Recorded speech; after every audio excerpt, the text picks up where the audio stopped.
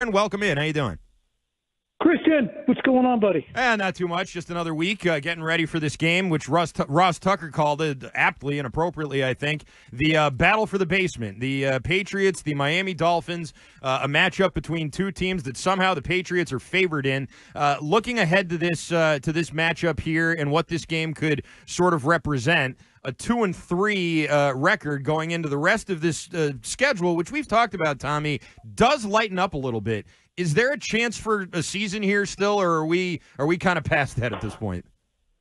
Well, I mean, it lightens up, you're right. And then, as you know, and everybody listening knows, it lightens up, but you can't take advantage of it if you're not better than the teams that it lightens up against.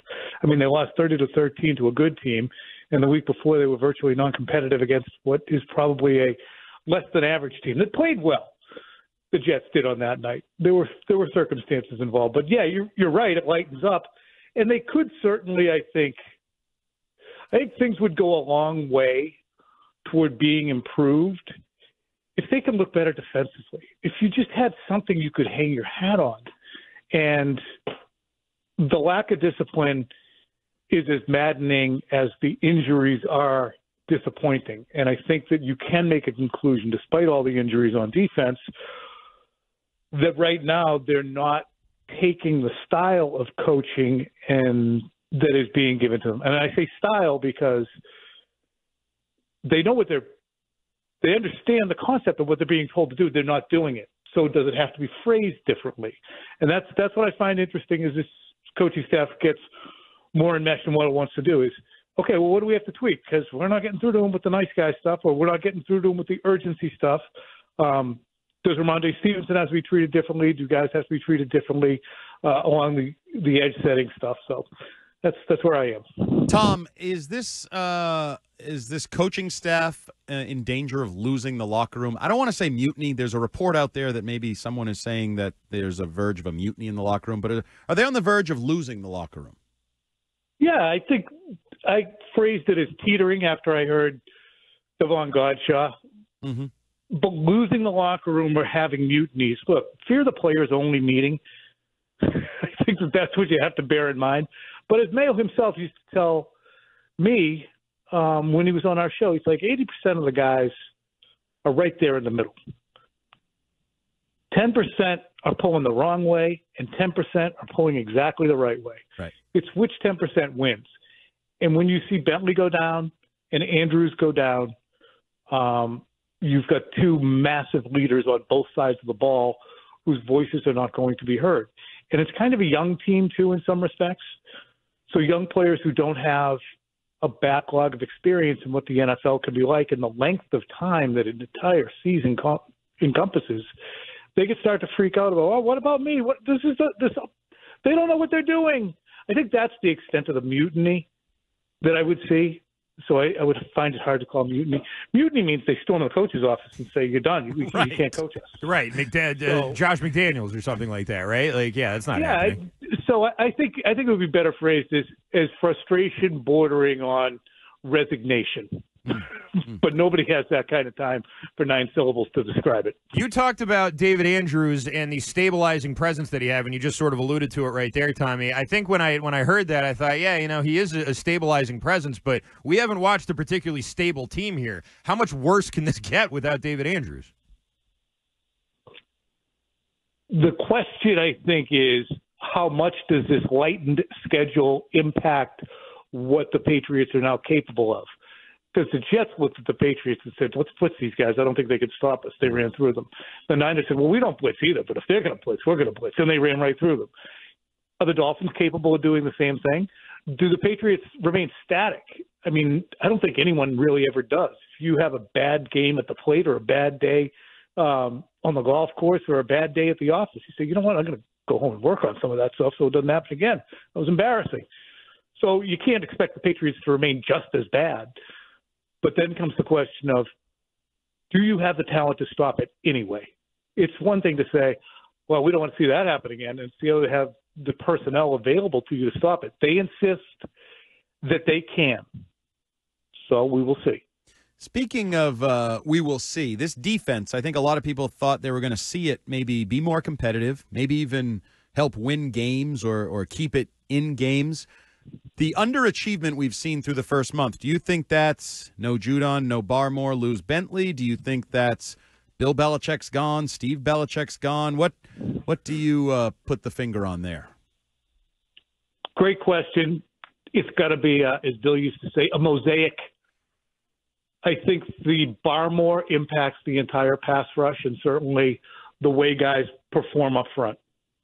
Less talent means more guys trying to do more things, trying to create pass rush because there are better matchups for the offensive line to deal with the people in front of them instead of a double team for Barmore, for instance.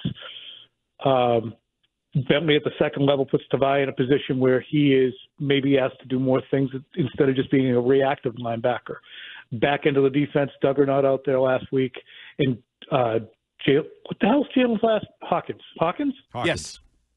Jalen Hawkins cruising around out there. God bless him. He'll be fine someday. So will Del Pettis, but not now. And that hurt. And that hurt a lot. All those things are involved. And I think, too, when we look at – so Bill's gone, even though he was the more on the offensive side of the ball and dealing with the offensive line because of the issues they were having and the coaching issues on offense – it was still his blueprint, and you still had Steve carrying out, and you still had Mayo carrying it out. People need to understand, and I'm sure many do, when you're a coordinator or a co-coordinator, as he and Steve kind of were, you're running the entire defense. When you're a head coach, you're just checking to see that your coordinators are doing the things that you like, and you correct them if they're not. So Mayo now isn't really running the defense. It's Covington. And it was really well explained by Evan Lazar this week. I had him on the podcast. And the Patriots want to play two high safeties, basically cover two, and they're getting carved up in the middle, which we saw from Geno Smith on the underneath passes. So they started rotating to one high, and they're just not good enough to deal with one high.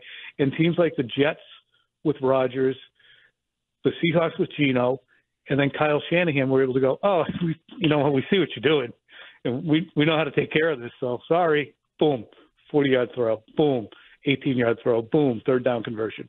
We're talking with Tommy Curran, NBC Sports Boston. Ramondre Stevenson, how much leash is he going to have? Is he going to get the start this week? And are they, if things continue to go this way, going to make or consider making big changes roster-wise even potentially at the running back position? I would highly doubt the latter. This seems like a temporary thing. If he isn't playing this weekend, it will be amount to being timeout. And when there's a sufficient, it's hard to say, okay, you cured your fumbling issue until you put somebody back on the field again and see them not fumble, unless they also fumble during practice. But it was interesting to hear Mayo say, and he had a couple of interesting things he said that were cultural tells. Regarding Stevenson, he said there has to be a price to pay, and it has to hold up when somebody does something, especially for where we're at. And I think that was more of we're a developing team. If guys just mess up and they're not held to account, that's a bad signal for everybody else. He also said similarly about Jacoby Brissett when asked about the reasons he's playing. He said toughness, leadership, a number of other things too, Andy, I'm sure you remember, but he never mentioned production, accuracy, chunk plays. This is all about that foundational setting and expectation setting. It's what this year has kind of, we say devolved into, but we kind of could see it coming, and Kraft could too. This is a foundational year. We're going to set the culture and try and have people understand what our expectations are. And they're still very much, I think, in the position of, okay, we have to set expectations but still play the games and not get ass whipped. So I do think that the injuries have been an trebling effect, TREBL, on everything that has caused treble damages to what they're trying to do as an inexperienced team. So we can't let you through an interview without asking about the quarterback position and Drake May. I heard wind that you have actually come up with a formula for when you would play Drake May. Yes. Could you express that to our listeners? Yes. X is represented by wins. Oh, math. Oh, boy. Y is represented by losses. And May is the factor. So when Y equals 6 more than X, already lost, then that means May. So Okay. once the Patriots are 6 games under 500, then I think it's okay to throw May in there. We had this discussion the other day with Adam Jones, and I said, you can't put him out there until the team is stabilized to a point where it looks like you can use him. He said, well, that means what if they never stabilize? He said, you can't use them at all. And I think that's distilling to a point where, well, that's, overcorrecting and distilling my point to the point of ridiculousness. No, at some point you say, okay, well, looks like it's never going to stabilize. We need to get him in there. So if it's never going to stabilize to the point we hoped. Let's get him in there. So they have to lose, because right now they're 1-3, so they're Correct. -2. So I need 4 more losses in a row, and Drake May will play. Yeah, I think that would probably do it. You're 1-7. Yeah. He's then had another month under his belt. Doesn't that seem kind of reasonable? Like if you're 2-3 and Jacoby gets you there, you feel okay about it. Okay, we can buy more time for the kids. 2-3. We just change the conversation just a little bit, because you know how we pin the needle one week to the next. Oh, absolutely. But I honestly think I just don't know how they block right now. Nor do they. Did you know Brian Hudson was the potential starting center? Actually, did you know who Brian Hudson was? Oh, yeah, Brian Hudson. Yeah. I did not until good friend today. of mine. My good buddy Brian Hudson. Tommy, it's time for the Tommy Curran Flex of the Game presented by Flex Car. Ditch the dealership and save thousands with Flex Car. Aside from hammering that under, you got any flexes for the game this week, Tommy?